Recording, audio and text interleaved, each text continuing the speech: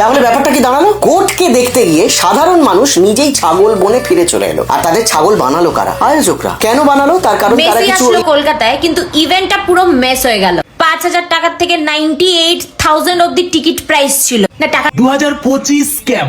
বলছি কাকা, আপনাদের ভালো লাগে এই বারবার সব জায়গায় বাঙালিদের নামটা খারাপ করতে?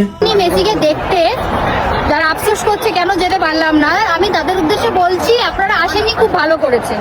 মানে টাকাগুলো আপনাদের জলে যায়নি, এটা পাবলিকের জন্য না, এটা হচ্ছে হাই সোসাইটি যারা মাঠের ভিতর যারা প্রবেশ করতে পারে তাদের জন্য। যারা ফুটবলের এফ অব্দি জানে না, 1 টাকা টিকিটও কাটেনি, তারাও মেসিকে ঘিরে রয়েছে, সেলফি তুলছে। কি পরিচয় তার? বাড়ি নিয়ে যাব, আর কি করবো? কিছু তো দেখতে পেলাম না, টাকা সব গেল, আর কিছু করার নেই। আমার 4,800 সামথিং 57 ওরকম ছিল। যাতে টিকিট পাই 15,000 টাকা দিয়ে প্রথম দিনে HSBC ক্রেডিট কার্ড দিয়ে কিনে নিয়েছিলাম, এটা দেখার জন্য আমি কাউকে দায়িত্বে ওরা স্বতন্ত্রতা। It's not done. যারা মেসির সাথে সরাসরি মিট করেছে সেই প্রমাণ, মেসির প্রমাণ যারা সরাসরি মিট করেছে চিরস্মরণীয় হয়ে থাকবে।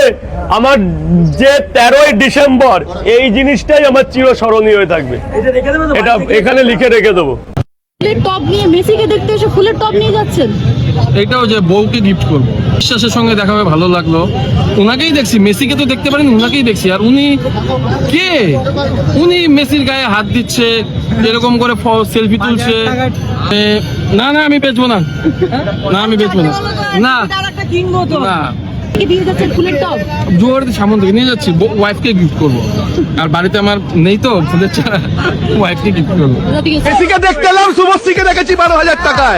গতকাল মেসির আশাকে কেন্দ্র করে যে জঘন্য পরিস্থিতি তৈরি হলো, এর জন্য কে দোষী? কেউ বলছে দর্শকের দোষ, তো কেউ বলছে ইভেন্ট অর্গানাইজার শতদ্রু দত্তর, আবার কেউ সরকারকে দুষছেন। ভেবে দেখুন, দোষটা প্রত্যেকের। এত বড় মানুষকে যখন আনছেন, 5,000 10,000 টিকিট প্রাইস রাখছেন, কেউ ব্যাঙ্গালোর থেকে পুজোয় বাড়ি না ফিরে টাকা জমিয়েছে, কেউ নেপাল থেকে ফ্লাইটে এসেছে, কেউ বিয়ে ছেড়ে এসেছে।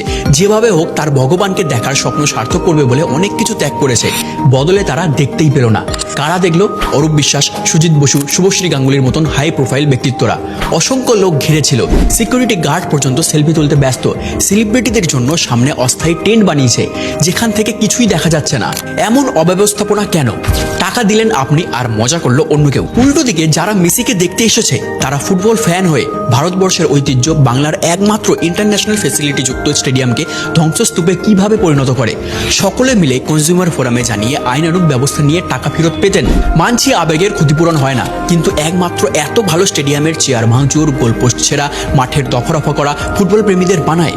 দোষ জারি থাক, আমার আপনার রাজস্বের টাকায় তৈরি সরকারি সম্পত্তি নষ্ট করতে পারেন না। গোটা বিশ্বের কাছে কলকাতার কোন ছবিটা তুলে ধরলেন? ঠিক এই কারণেই ভারতে কোনোদিন ফুটবলে উন্নতি হবে না। কে কার্যত ফেলা হলো, মেসিকে নিয়ে সার্কাস হলো।